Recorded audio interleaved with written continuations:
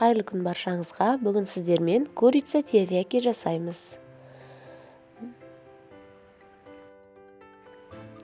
Ең алдымен табамызға май құйып, күрішімізді жақсылап жуып, осы табаға қуырып аламыз. 5-10 минуттай қуырамыз. Араластырып тұру қажет. Күріштің үстіне бір бокалдай су құйып, бетін жауып бұқтырамыз. Бізге келесі кезекте тауықтың төс еті, сарымсақ, дәмдеуіштер, май, соевый соус, крахмал кукурузный және ыстық су қажет. Келесі кезекте мұны тауықтың төс етін 4 бұрыштап турап аламыз, майдалап. Аса қатты майдалаудың қажет жоқ. Осы жаңағы майымызды табаға құйып, тауықтың төс етін ағарғанша қуырамыз. Үккіштен өткізілген сарымсақты үстіне салып, араластырамыз.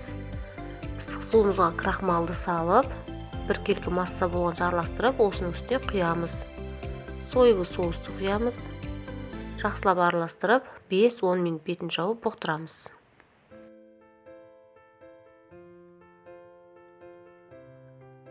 Күрішіміз де дайын болды. Күрішіміз өте әдемі болып пісті. Бізде тағы қосымша гарнирге пюре. Өз отбасыларыңызды ерекше дәмді тамақпен қуантқыларыңыз келсе, осы тамақты жасап көріңіздер.